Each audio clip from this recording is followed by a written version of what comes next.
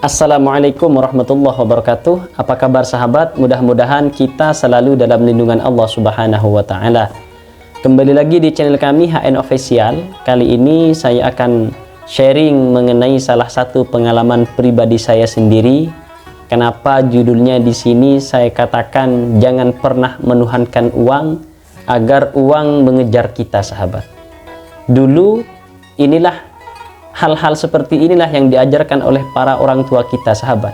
Namun kita tidak mengerti maksudnya apa. Nah, qadarullah, ternyata ketika kita sudah dewasa, ternyata Allah menunjukkan kuasanya, dan ternyata inilah yang diajarkan oleh para orang tua kita terlebih dahulu. Nah, seperti apa sahabat kisahnya? Sebelumnya yang belum subscribe, silahkan subscribe ke channel ini untuk terus ikut berpartisipasi mensyiarkan Islam melalui channel HN Official ini.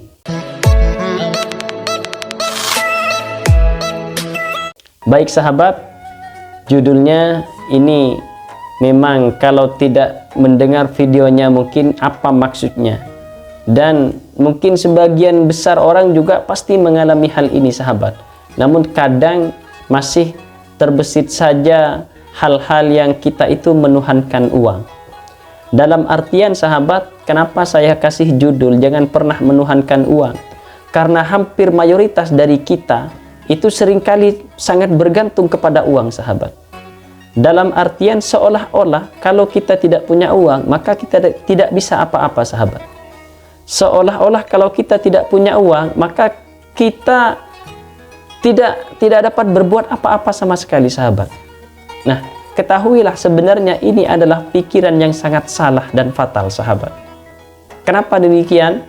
Maka insya Allah saya akan ceritakan pengalaman saya pribadi. Dulu sahabat, ketika kita masih kecil, kita sering diwanti-wanti oleh para orang tua kita, oleh nenek, oleh kakek, oleh ibu, bapak, semuanya, sahabat. Jangan terlalu bergantung kepada uang, kata mereka.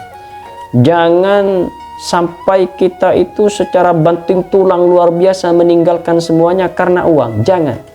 Karena dengan cara seperti itu justru uang akan lari. Dunia akan lari dari kita, sahabat.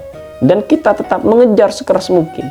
Kadang di tengah pengejaran itu, sahabat, kematian ada di depan kita yang lebih dekat dari dunia ini. Karena itu, sahabat, ternyata sifat dunia itu memang seperti itu. Semakin dikejar maka akan semakin jauh. Tapi ketika kita tidak bergantung kepada uang, ketika kita tidak menuhankan uang, maka justru uanglah, dunialah yang akan datang kepada kita, sahabat. Nah, hal ini sudah saya buktikan sendiri, sahabat.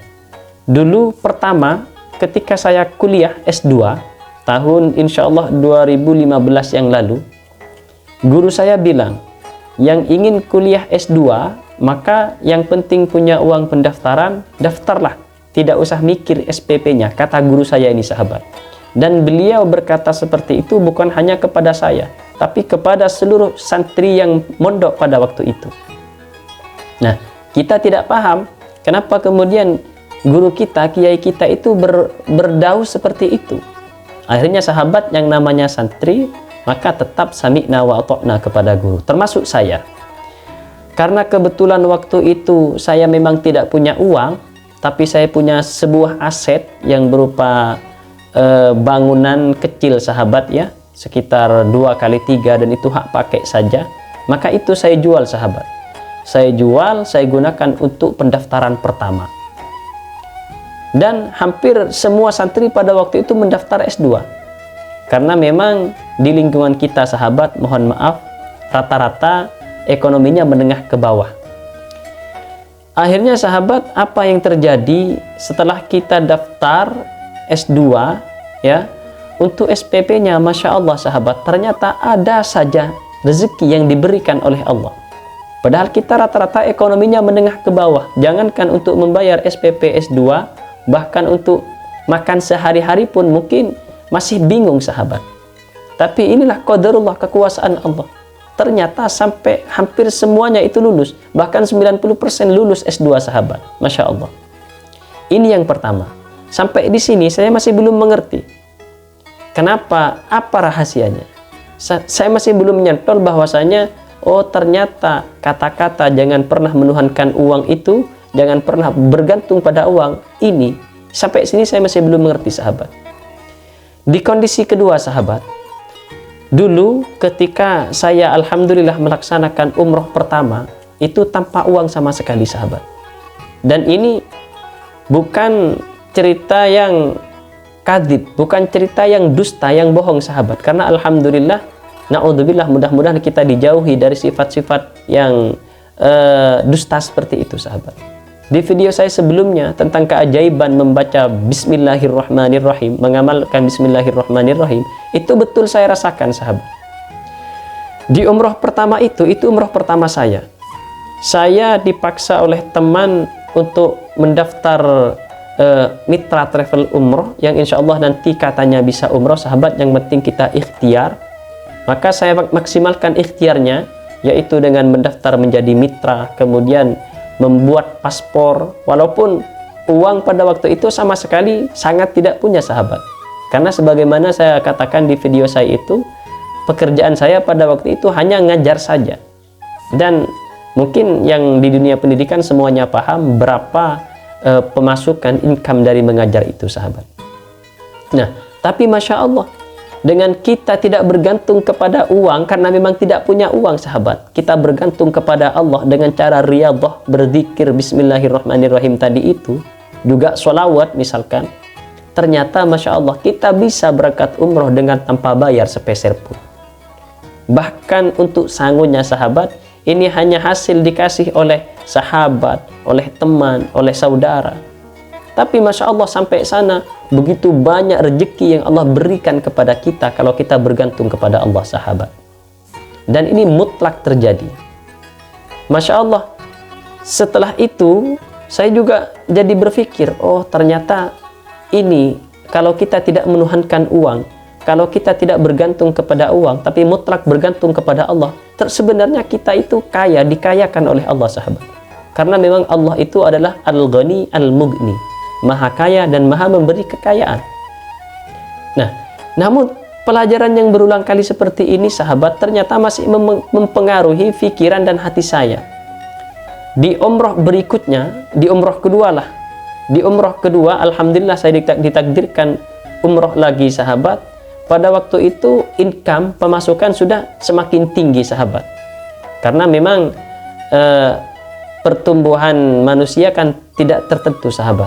Kadang kita di bawah, kadang di atas. Pada waktu itu, alhamdulillah, uang lagi banyak, sahabat. Ketika uang banyak seperti itu, maka dalam pikiran saya, ngapain riyadhah lagi? Ngapain kita dzikir kemudian membaca bismillah, membaca sholawat?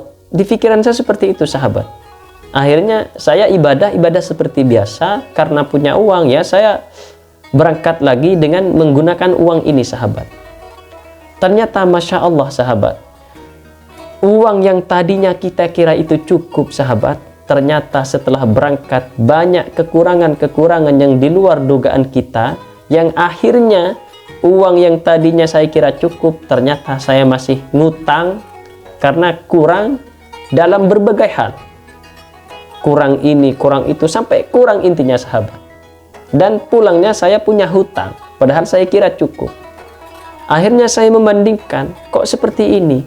Uang umroh pertama itu saya tidak punya uang sama sekali, tapi pulang dengan membawa banyak oleh-oleh rezeki yang luar biasa dipenuhi oleh Allah dan tanpa ngutang. Tapi Masya Allah di umroh kedua ini yang pada basicnya saya punya uang, tapi justru malah uangnya kurang dan punya hutang. Nah, di sini ternyata, sahabat, Allah memberi pelajaran yang berharga pada saya, bahwasanya kalau kita bergantung pada uang, maka uang akan menipu kita, sahabat. Uang akan lari menjauh.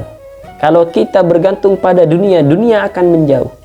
Tapi kalau kita bergantung kepada Allah, maka Allah akan mengayakan kita, sahabat, akan memanjakan kita semanja-manjanya, sahabat.